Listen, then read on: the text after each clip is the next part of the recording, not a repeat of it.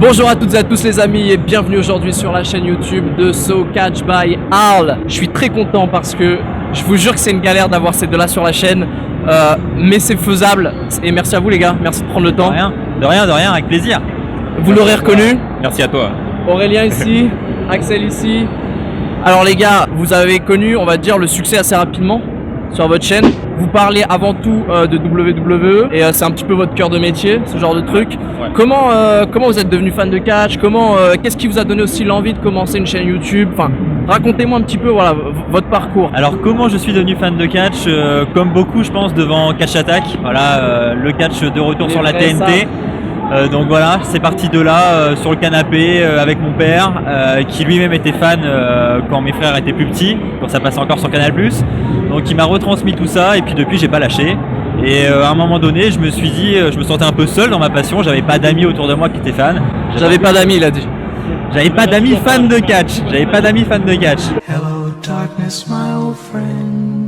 Et donc je me suis dit pourquoi ne pas le partager sur internet, et donc j'ai décidé de créer une chaîne YouTube qui était au départ sur du gaming et qui a vite dérivé sur des émissions type podcast, etc. Je me rappelle pas du tout de la partie gaming. C'était très court. C'est peut-être pour ça. C'est Ok. 3-4 mois je dirais. Ouais. Ok, ça marche. Et toi du coup Aurélien? Alors moi je suis devenu fan en 2007. C'est mon père un soir, il regardait la télé. Il me dit Aurélien viens voir par là, j'ai quelque chose à te montrer. Et je me souviens, c'est très flou, hein. Mais je me souviens de l'Undertaker et des fois, des semaines après je continuais à regarder, j'avais peur à la maison. Je me disais oh il y a l'Undertaker qui est là, oula. Et puis après à l'école, les cartes sont arrivées avec des amis. J'avais un ami qui est devenu mon meilleur ami par la suite, qui est descendu de la région parisienne. Et lui était fan de catch, il les avait déjà rencontrés et tout. Alors pour nous c'était fou, parce que moi j'habite à la campagne. Alors le catch, nous c'était que sur NT1. C'était le temps que ça arrive, il y a des années-lumière. Hein. Je me rappelle à l'époque, je crois que il y avait genre 3 mois de retard quoi. Au tout début, je regardais, je crois, WrestleMania 24, c'était au mois de juin, je crois. Ah ouais, non, mais c'était tellement ça. Et puis de fil en aiguille, la passion s'accentue en fait. On grandit en même temps et on se rend vraiment compte que ça nous tient à cœur cette passion, qu'on vit pour ça. Puis après on travaille, on a les moyens D'aller à WrestleMania, les vrais savent. Ouais, c'est ça.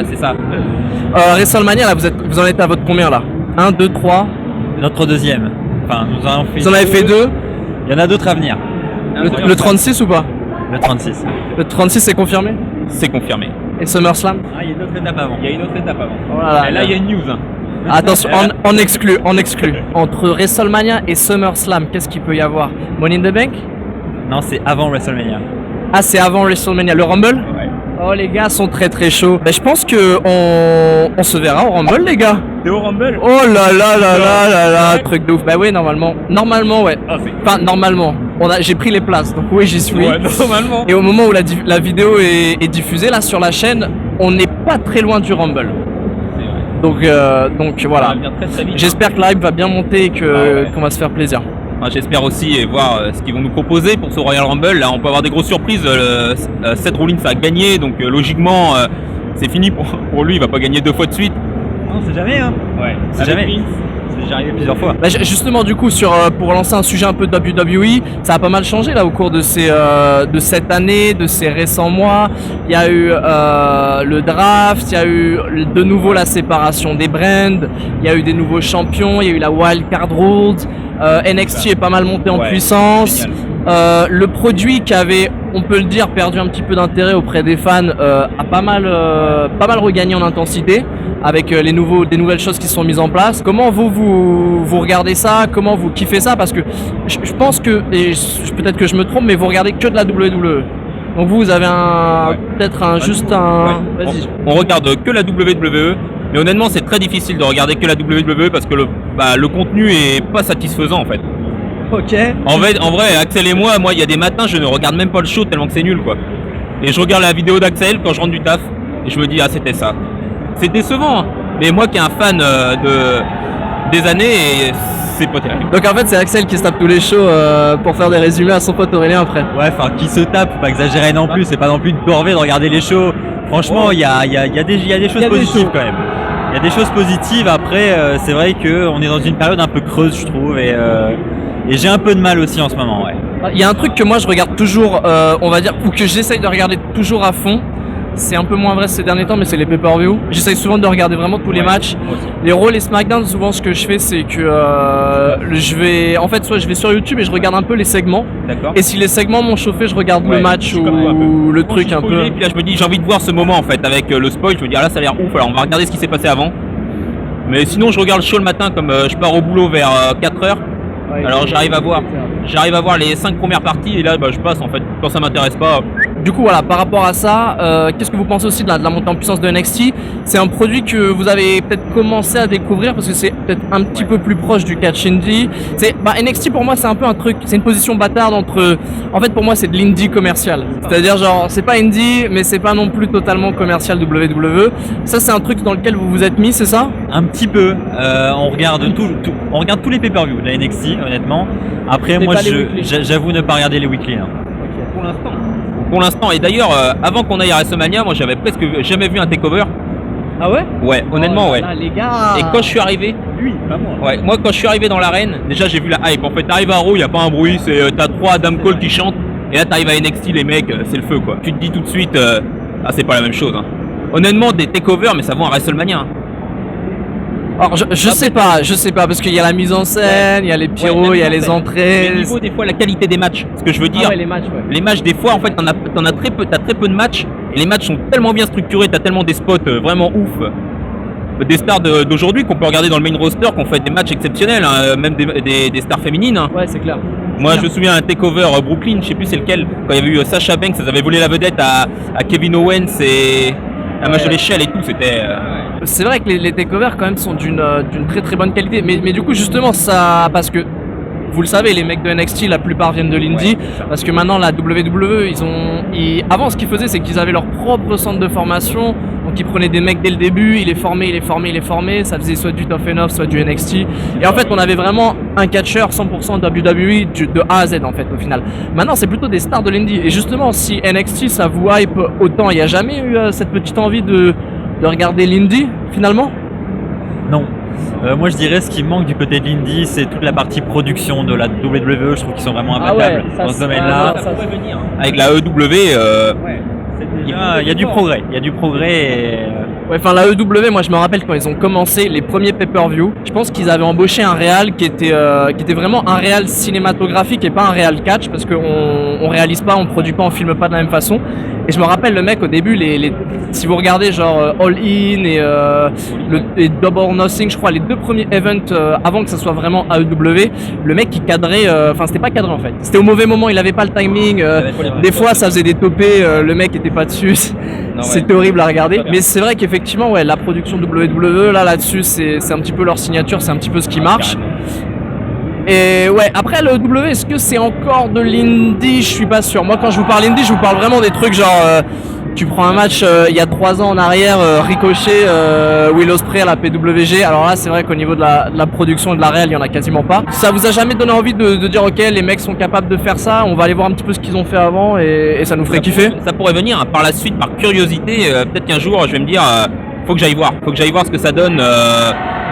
Le taf qu'ils ont fait, parce que s'ils sont arrivés à la WWE aujourd'hui, c'est qu'ils ont vraiment taffé avant. Ouais, les mecs, et pour qu'ils ont gardé leur nom aussi, parce que souvent ils changent de nom. Alors pour que Ricochet, AJ Styles, exactement. Kate Lee aussi. Ouais. Bah, on voit par exemple Aleister Black, il a pas gardé son vrai nom. Je sais pas pourquoi d'ailleurs. Je sais pas. C'est une bonne question. Toi, tu l'as connu avant dans le... Tommy End, ouais. Tommy End, il était vraiment badass. Et encore Tommy End / Aleister Black qui s'est un peu WWE easé, parce qu'avant il avait vraiment une longue barbe, il était, enfin, tu voyais le mec dans la rue, tu avais peur. Là il est un peu propre, on sent qu'ils ont trimé la barbe, les cheveux, l'attitude il est un peu moins agressif aussi. Il était assez proche d'un Pete Dunne. Le mec assez vraiment, virulent. Voilà, et c'est vrai que ça a été un peu changé, mais bon, c'est quand même assez sexy de voir des mecs de l'indie comme ça carrément. En WWE, ça fait plaisir. Et du coup, est-ce que vous sentez une espèce de transition, une vraie marche entre NXT et le main roster? Parce que avant j'avais l'impression que oui, maintenant peut-être un peu moins. Ouais, je trouve un peu moins.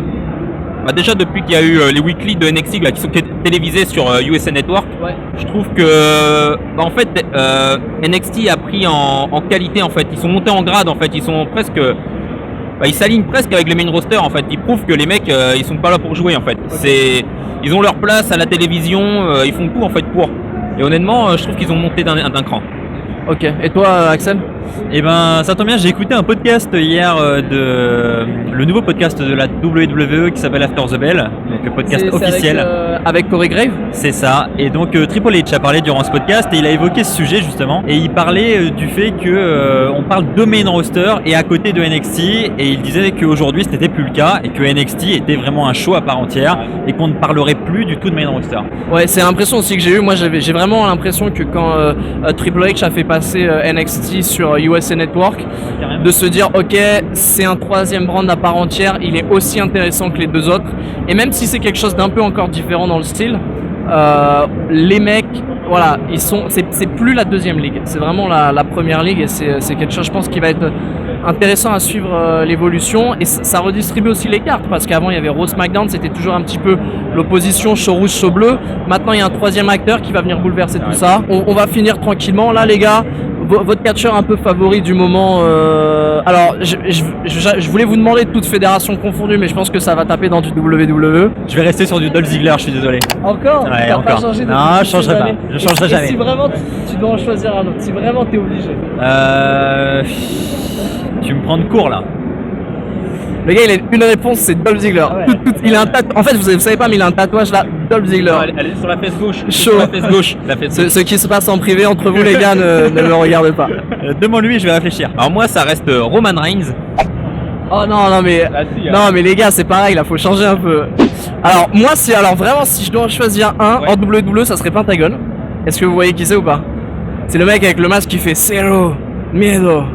C'est le Mexicain vraiment vénère. Qui est à la UW. Ouais. Avec le masque en noir et blanc là. Ouais. Ouais, bah je connais pas du tout ce gars.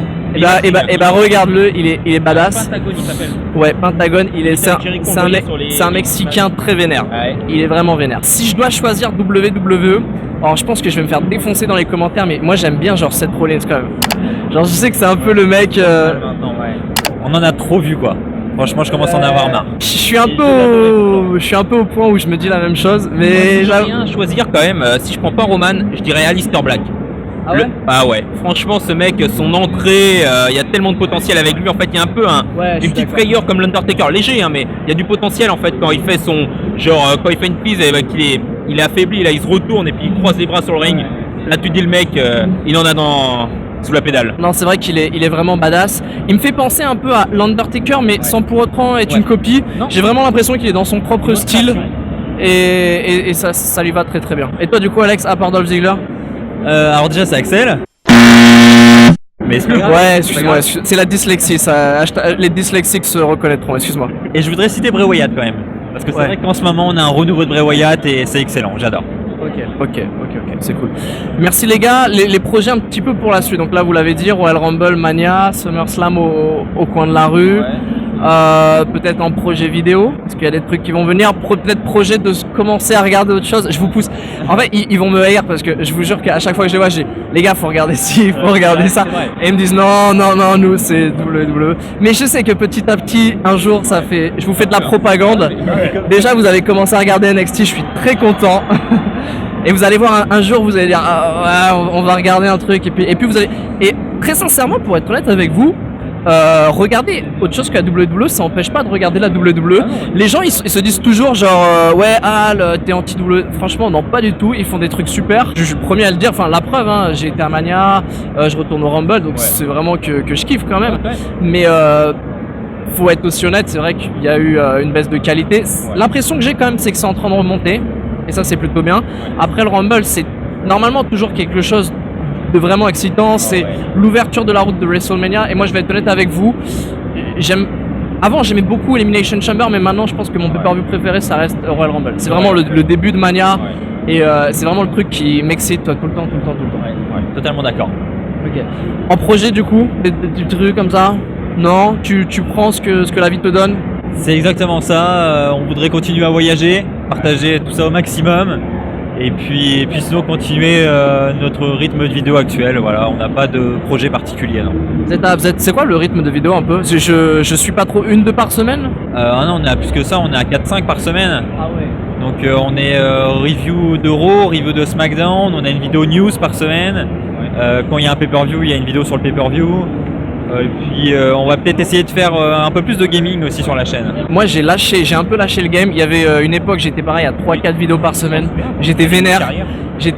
Ouais, j'avais toutes les semaines, j'avais un épisode gaming, un épisode interview, un épisode review et un épisode, je sais pas, info ou un peu activité avec les catcheurs parce que je préfère plus faire des trucs avec des guests, enfin avec des guests.